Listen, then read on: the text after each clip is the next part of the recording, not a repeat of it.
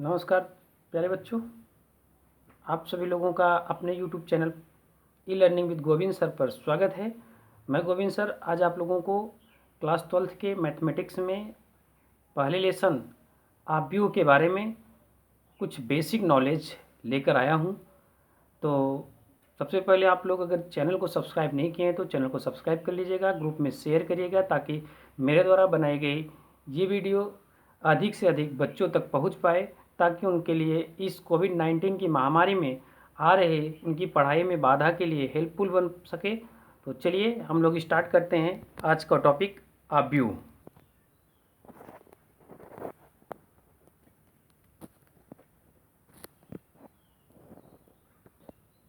तो फ्रेंड्स हम लोग स्टार्ट करते हैं आव्यूह। आव्यूह की सबसे पहले हम लोग परिभाषा पढ़ेंगे कि आव्यूह की परिभाषा क्या है, आव्यूह का नोटेशन क्या है और किस प्रकार से हम आव्यूह को पहचानते हैं, आव्यूह के प्रकार कितने हैं और किस प्रकार से हम जैसे हमारे सवाल होते हैं उसमें पहचानने के लिए दिया जाता है आव्यूह की कोटि क्या होती है या आव्यूह का क्रम क्या है, इसके बारे में ऑर्डर ऑफ मैट्रिक्स, इसके बारे में हम लोग क्या करेंगे, डिसाइड करेंगे। तो सबसे पहले हम लोग जानेंगे कि आव्यूह क्या है। तो आइए हम लोग स्टार्ट करते हैं आव्यूह की डिफिनीशन। कोष्टक के अंदर संख्याओं के आयतीय व्यवस्था को आव्यूह कहते हैं। कोष्टक के अंदर संख्याओं की आयतीय व्यवस्था को क्या कहते हैं, आव्यूह कहते हैं। तो सभी लोग इसको नोट कर लीजिएगा और परिभाषा को याद रखिएगा कि हम लोग आव्यूह को कैसे सबसे पहले लिखते हैं। एक कोष्टक के अंदर वो कोष्टक स्क्वायर ब्रैकेट भी हो सकता है या फिर स्मॉल ब्रैकेट भी हो सकता है। इस प्रकार से नोटेशन आव्यूह का जो नोटेशन होता है वो ये स्क्वायर ब्रैकेट में भी हो सकता है या फिर छोटे ब्रैकेट में हो सकता है जिसको हम लोग स्मॉल ब्रैकेट करते हैं, या इस तरीके से भी लिखा गया होता है पैरेलल लाइन। देख रहे हैं ना, पैरेलल लाइन, दो पैरेलल लाइन के बीच में यहाँ पर कुछ डिजिट लिख दिए जाते हैं जैसे 3 2 4 5। ये जो मैट्रिक्स होता है इस मैट्रिक्स का जो क्रम है ये 2x2 है। तो इसमें क्या होता है, सबसे बड़ी चीज हमें ये पहचानना होगा कि ये क्या चीज होता है। इस तरीके से यानी जब हम लोग बाएं से दाएं चलते हैं यानी लेफ्ट टू राइट या राइट टू लेफ्ट, तो इसे हम लोग क्षैतिज बोलते हैं। तो क्षैतिज, ये देख रहे हैं ना, इसको हम लोग क्या कहते हैं, पंक्ति भी कहते हैं। क्या कहते हैं, पंक्ति। और अगर हम लोग अप टू डाउन चलते हैं या डाउन टू अप चलते हैं तो इसे हम लोग क्या बोलते हैं, स्तंभ बोलते हैं। तो ये आपका क्या हो गया, स्तंभ हो गया।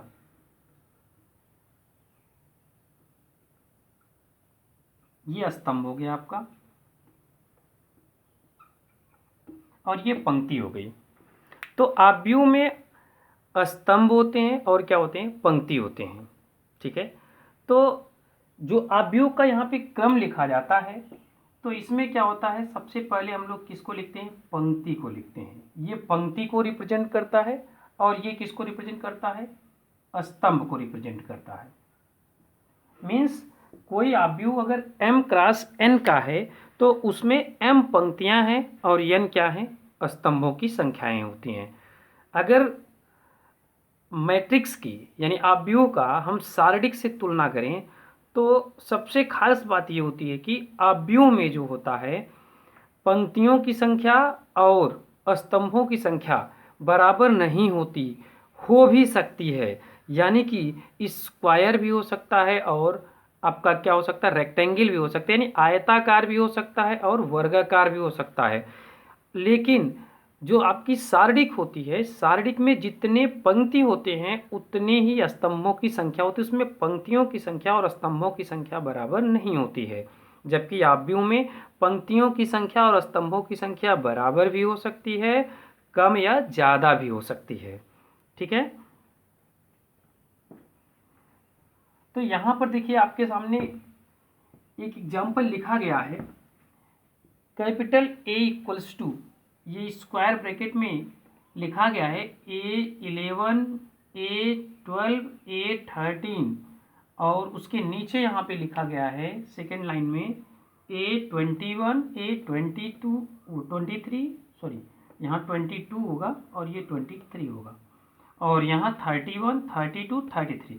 इसका मतलब A11 A12 A13 A21 A22 A23 A31 A32 A33 A11 का क्या मीनिंग है इसको हम बता देते हैं आपको।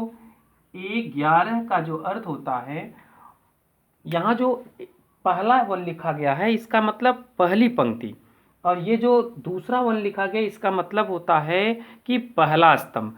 तो ये जो होते हैं कोष्टक के अंदर जो होते हैं वो आव्यूह के अवयव कहलाते हैं। क्या कहलाते हैं? आव्यूह के अवयव कहलाते हैं। तो आव्यूह का जो नोटेशन होता है वो कैपिटल लेटर्स में होता है, मीन्स अल्फ़ाबेट जो हमारा ABCD होता है, ABCD के बड़े अक्षर में कैपिटल लेटर द्वारा इसका नोटेशन किया जाता है आव्यूह का। जबकि आव्यूह के जो अवयव होते हैं उनको हम लोग अल्फ़ाबेट के स्मॉल लेटर से डिनोट करते हैं। यहाँ पर कोई भी नंबर हो सकता है। ये A11 का अर्थ होता है, A11 A12 A13 का अर्थ है कि पहले पंक्ति के पहले स्तंभ का अवयव।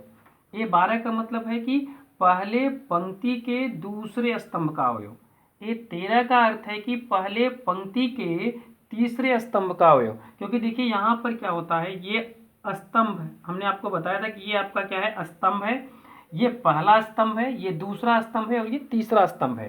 तो पहले स्तंभ में ये पहला है, दूसरे स्तंभ में ये पहला है और तीसरे स्तंभ में ये पहला है। ठीक है। और यहाँ पर देखिए जैसे जैसे हम नीचे बढ़ते हैं तो यानी पहले स्तंभ में ये पहला और ये दूसरा, यानी कि ये क्या हो गया, दूसरे पंक्ति का। ये देखिए यहाँ पर पहले पंक्ति को रिप्रेजेंट किया गया, दूसरे पंक्ति में आ गए आप, तो दूसरे पंक्ति में पहले स्तंभ का अवयव, तीसरे पंक्ति में पहले स्तंभ का अवयव। इसी प्रकार से यहाँ पर पहले पंक्ति में दूसरे स्तंभ का, दूसरे पंक्ति में दूसरे स्तंभ का, तीसरे पंक्ति में तीसरे स्तंभ का अवयव। ठीक है।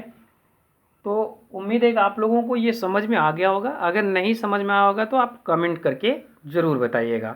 ठीक है। अब आप लोगों को अगर कोई समझ में नहीं आता है टॉपिक या चीज़ें स्पष्ट नहीं हो पा रही हैं तो व्हाट्सएप नंबर 96 पर आप